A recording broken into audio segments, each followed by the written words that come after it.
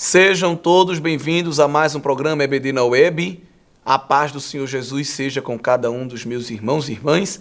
Hoje trazendo breves contribuições para a lição 7, o quarto sinal, a multiplicação dos pães e peixes. Primeira coisa que eu quero relembrar aos irmãos e que o comentarista da lição deixa claro é que houveram 2 milagres realizados por Jesus de multiplicação de pães e peixes.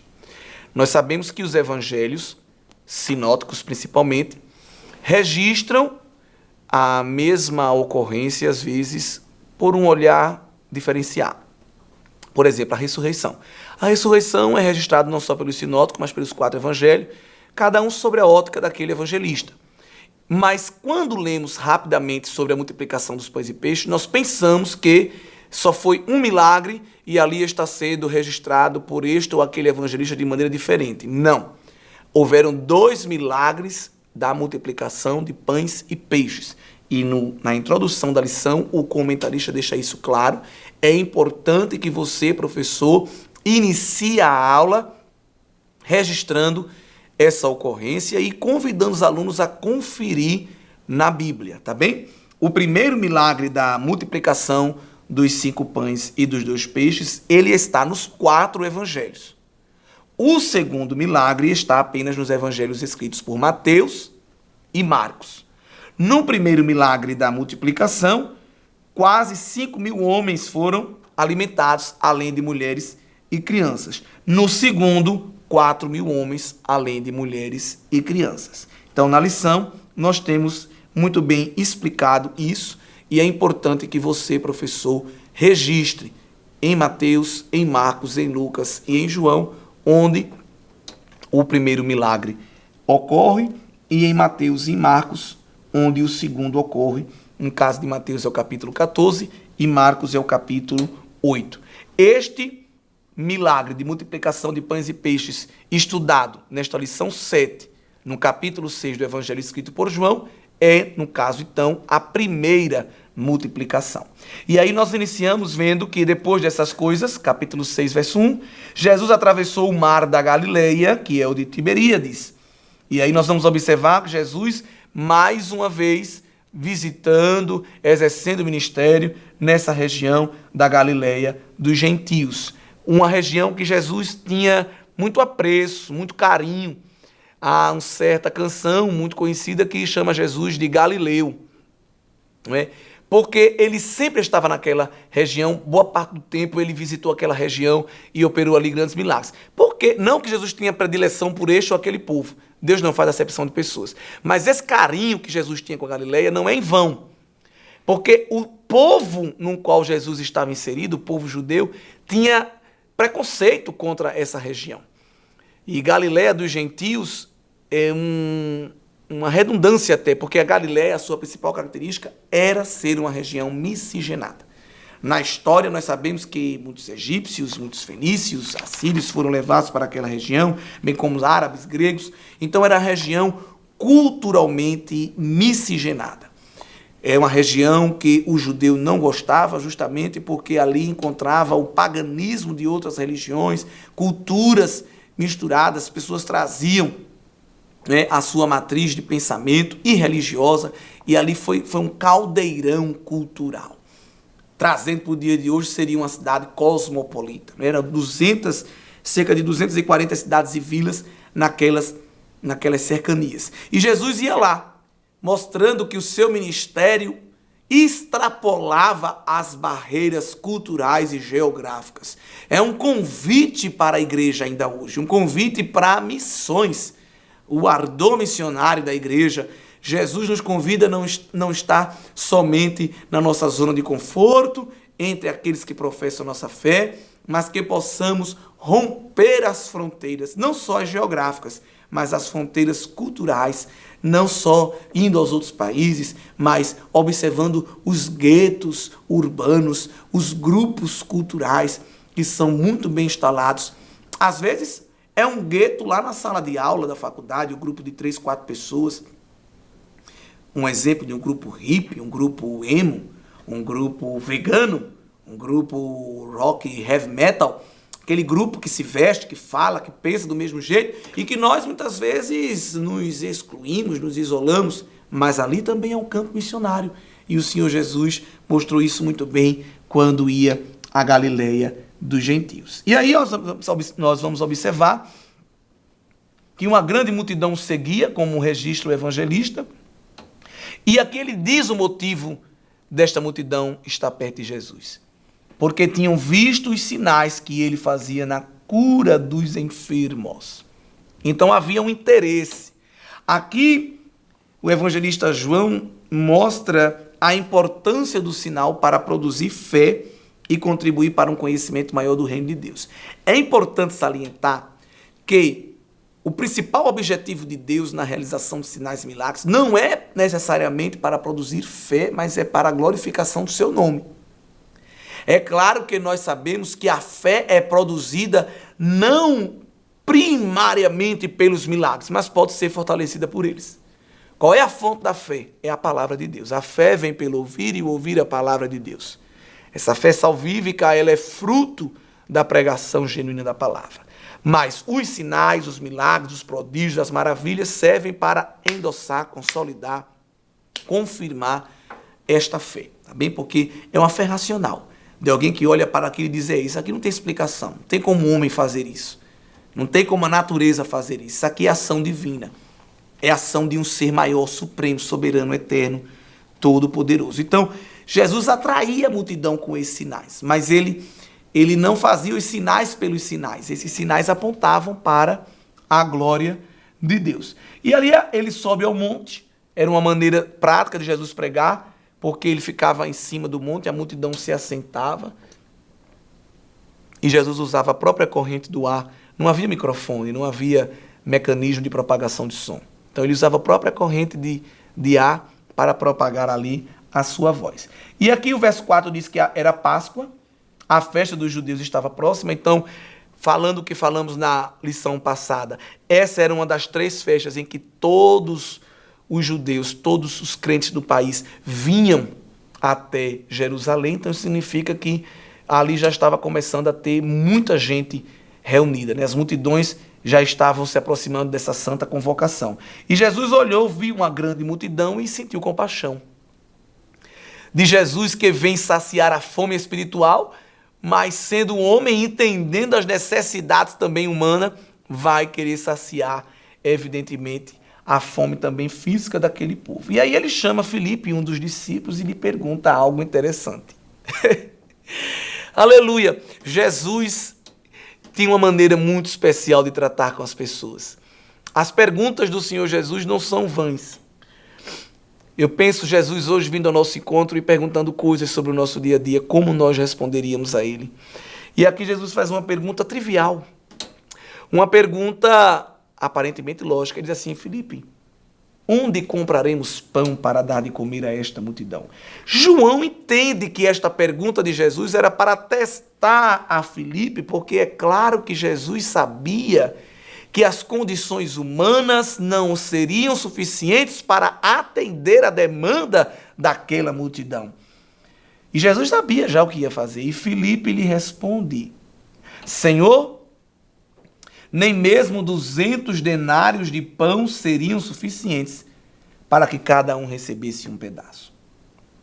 Essa resposta aqui, queridos irmãos, ela é muito forte, porque é uma resposta que se restringe ao campo da razão. 200 denários, trazendo para o dia de hoje, era uma quantidade de dinheiro alta, elevada. Para os irmãos terem ideia, é o equivalente a 8 meses de salário de um judeu, porque um denário era o pagamento de um dia de serviço. Você pode ver isso em Mateus capítulo 20, versículo 2. Então, 200 denários seria aproximadamente 8 meses de salário. E aqui ele vai pegar uma quantia alta para dizer, olha, praticamente trabalhando um ano todo, não dá para alimentar essa multidão. No versículo de número 8, nós vamos ver um dos discípulos chamado André, dizendo a Jesus, olha, aqui tem um menino que tem 5 pães de cevada e 2 peixinhos. Quando ele fala isso, aparentemente, você pode pensar que está surgindo uma esperança. Finalmente alguém está crendo. Mas a mão que apresenta é a mesma mão que retira, porque ele segue dizendo: mas o que é isto para tanta gente? Até porque, se Filipe acaba de dizer que 200 denários não alimenta a multidão, não consegue comprar pão suficiente para a multidão, quanto mais o pãozinho que aquele menino tem. A atitude de André é uma atitude interessante também, de alguém que restringe o poder de Deus.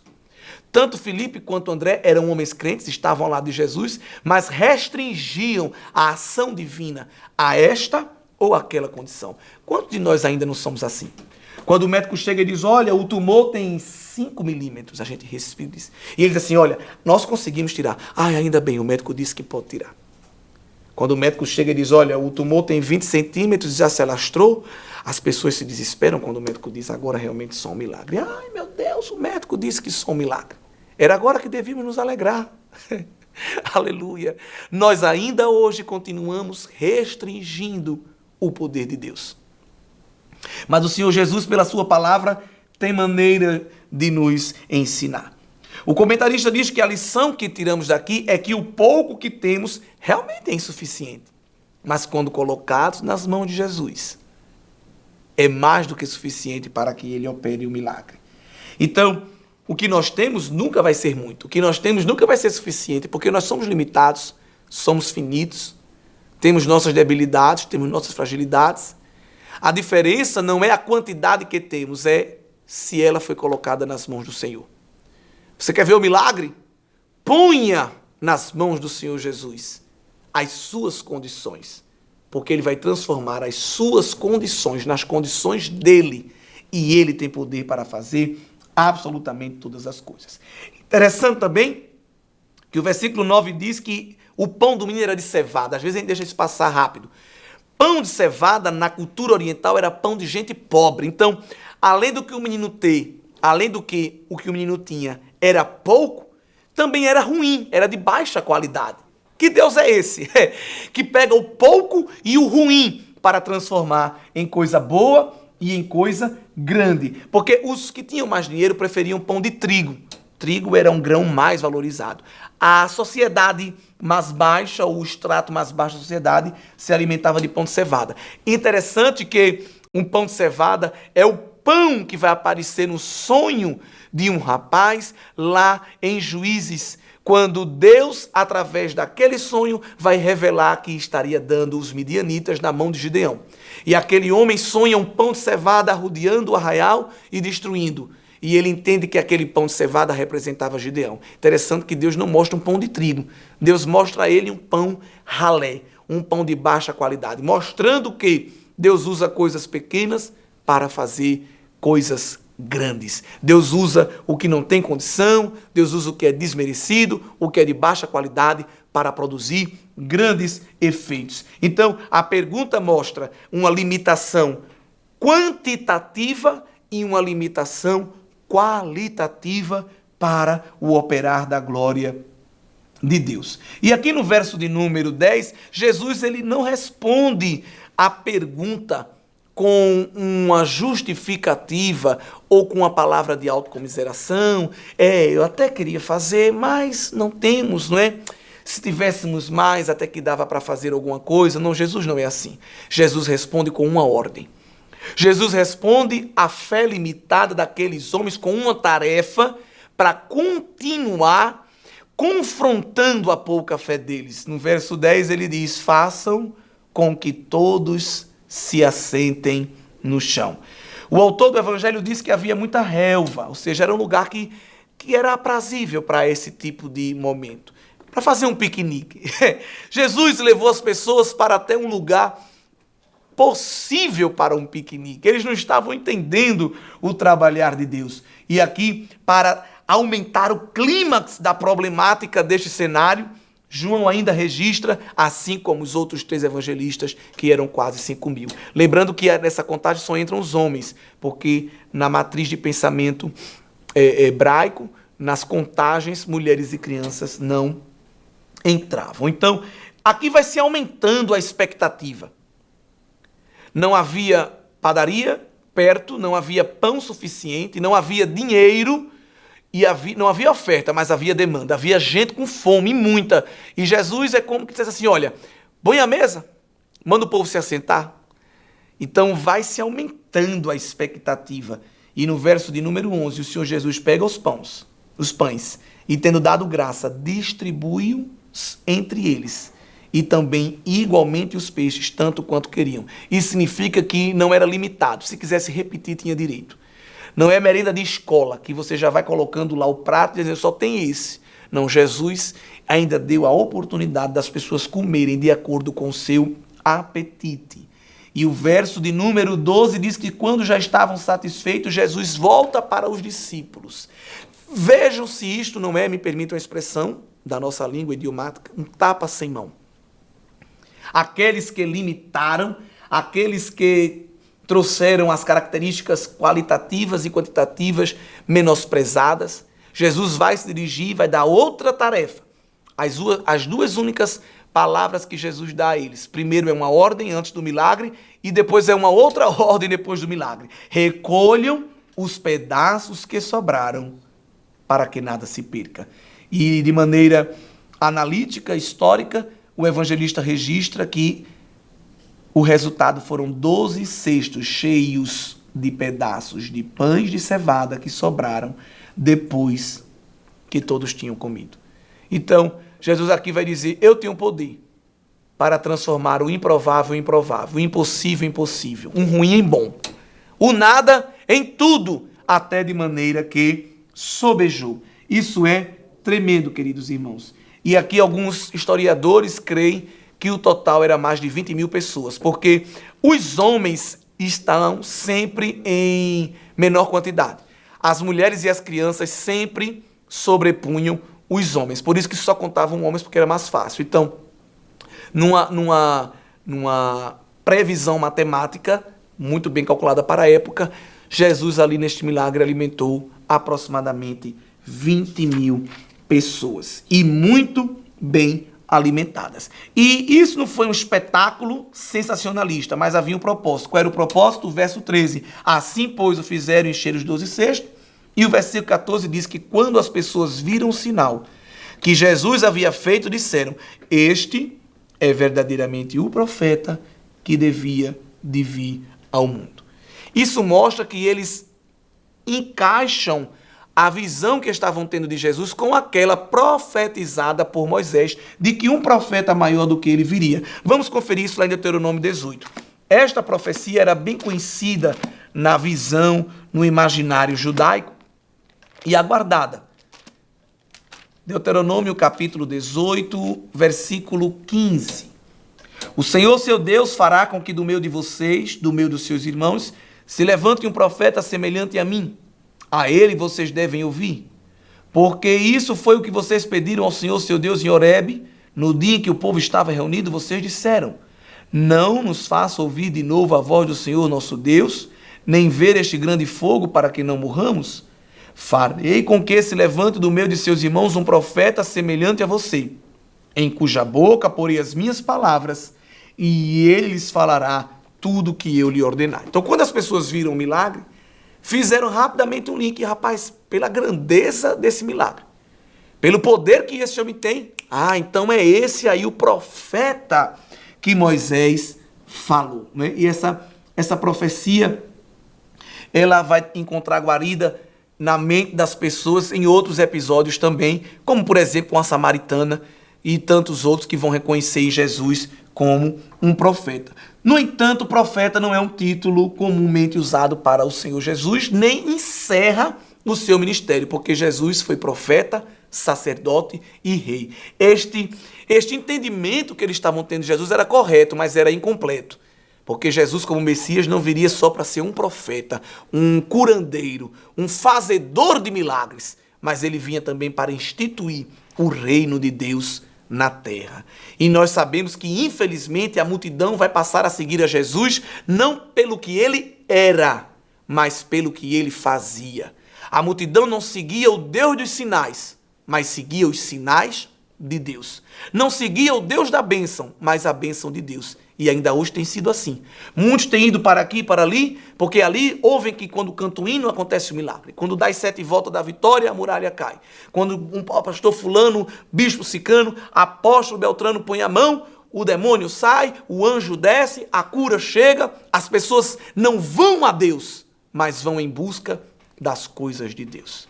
Que possamos reconhecer em Cristo, não fazedor de nossa vontade, mas que encontremos em Cristo aquele que nós devemos cumprir a sua vontade. Porque através desses sinais, ele publicava, demonstrava, revelava que evidentemente era Deus. E infelizmente muitas pessoas não compreenderam essa mensagem completamente. Nós hoje estamos em uma atitude, em uma posição melhor. Porque além de ver os milagres, nós temos a palavra revelada que os explica.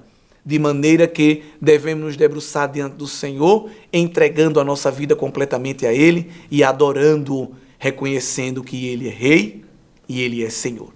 Que Deus te abençoe e que o resumo da lição fique bem marcado na vida dos alunos. Os sinais servem para atrair as pessoas para Cristo, a fim de que possam ouvir sua palavra e crer nele. Você sabia que a Livraria Arca Missionária vai até você? Pois é, para sua melhor comodidade, sua livraria agora dispõe dos serviços de entrega. Tudo isso para que você, amigo leitor, desfrute de boas literaturas sem sair do conforto da sua casa. Entre em contato conosco através do nosso WhatsApp 81982867808 ou através das nossas redes sociais. Livraria Arca Missionária, cada dia mais perto de você.